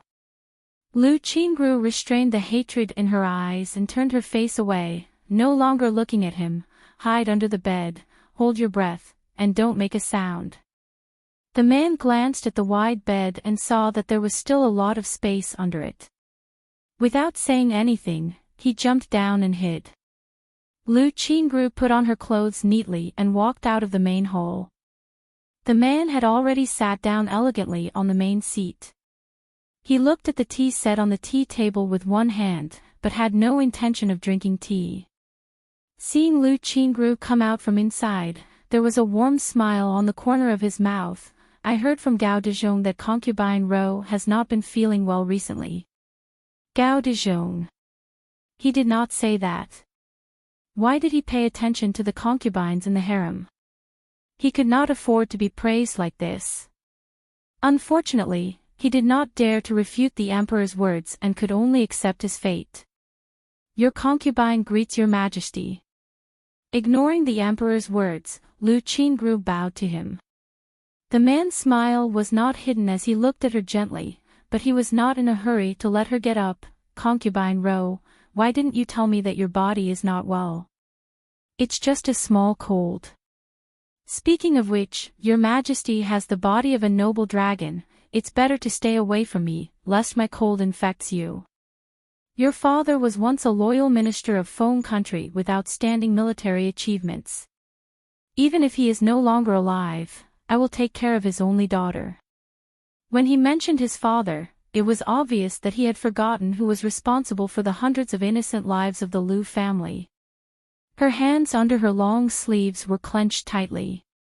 Lu Qingru's face was pale, and she bit her lips so hard that they almost bled, but she suddenly smiled. "Yes, my Lu family has been loyal to Feng country for many years.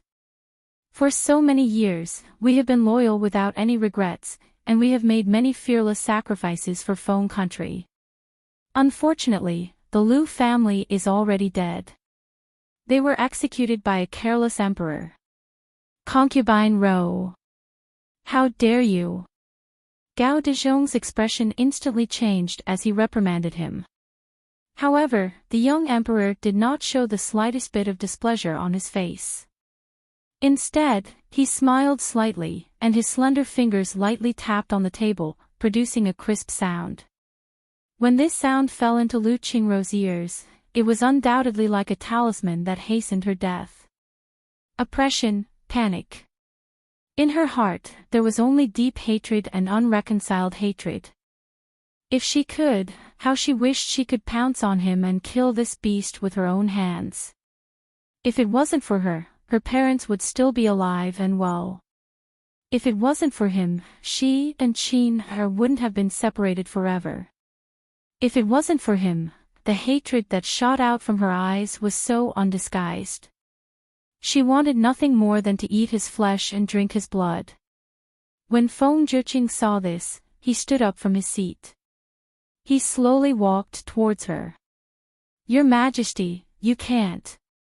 Seeing this, Gao Dezhong hurriedly stopped him. Feng Zhiqing looked back at him, and he immediately stayed where he was, shut his mouth, and stopped talking. The Lu family is loyal to me. Such a loyal minister is rare. If it wasn't for concubine Ro's treachery and murder of the Empress, your father and mother wouldn't have sacrificed so many lives of the Lu family in exchange for your safety in the harem.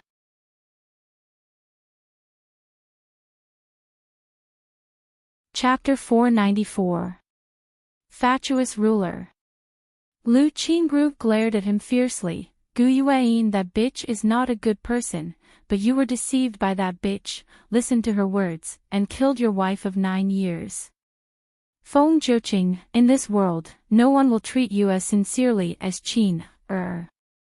You killed her with your own hands. You destroyed her with your own hands. The emperor's dark cold eyes suddenly narrowed. His dark eyes were almost filled with red again. He suddenly reached out and strangled the woman's white neck. His ferocious strength forcibly suppressed the scarlet in his eyes that was spreading. The suffocating feeling was overwhelming, it was so hard to bear, but Lu Qingrou's face did not have the slightest timidity. You should have killed me long ago, kill me if you have the ability. Fatuous ruler. No. Concubine. Your Majesty, please let my concubine go. My concubine has been obedient in Huayang Palace these days. She has never done anything overboard, Your Majesty. When Lu Hui saw that the emperor really wanted to kill her, she could no longer kneel there quietly. She pounced forward and wanted to hug the emperor's leg. However, halfway through, Gao Dezhong grabbed her arm tightly and she couldn't move at all. She cried and shook her head. Your Majesty, this servant's concubine is already pitiful enough. When Master and Madam died, have you forgotten? You promised them, no matter what mistake concubine Ro made in the future, you will only punish her, not kill her. You know that concubine Ro had the best relationship with the late Empress. She just has not calmed down from the grief of the late Empress' death. Your Majesty, I beg you to let my concubine go. If you are angry, you can take it out on this servant. My concubine's body can no longer withstand such torment, Your Majesty. Hui, why are you begging him? This cruel and unscrupulous man, what is there for you to beg for? Lu Qingrou's voice was sharp. Even if her neck was in the man's hand, he only needed to use a little strength to break her neck in two, but she was not afraid. You really think I dare not kill you? Why wouldn't Your Majesty dare? Your Majesty is the ruler, killing me is just a matter of a word, isn't it? Lu Qingrou's gaze towards him was filled with mockery. Feng Zhiqing smirked and threw her onto the ground. The young girl's delicate skin fell on the hard ground and immediately broke. Lu Hui crawled over and blew on her red wrist. Your Highness. Your Highness, are you okay? Her Majesty. Since we have promised General Lu, we will not kill you, concubine Ro, but you have overstepped your boundaries. Your Majesty, her ladyship has been staying in the Huayong Palace and has never done anything out of line. When has she ever? Never done anything out of line. The man was still smiling, and the gentle smile on the corner of his mouth had not changed. Even when they spoke, it was a gentle and warm look. It was difficult to tell whether he was angry or suppressing the fire in his heart. The girl was wearing a loose outer garment. Feng Juqing narrowed his eyes and glanced at her. He bent down, his slender jade-like hands lightly picking at Lu Qingrou's clothes. Lu Hui was shocked and wanted to stop him, but she was still a step too late. The young girl's white neck was densely covered with kiss marks, some deep and some shallow. It was obviously not the work of a man. This time, Lu Hui's expression changed completely. Even Gao Dezhong, when he saw the ambiguous marks on her neck, his face was hard to tell.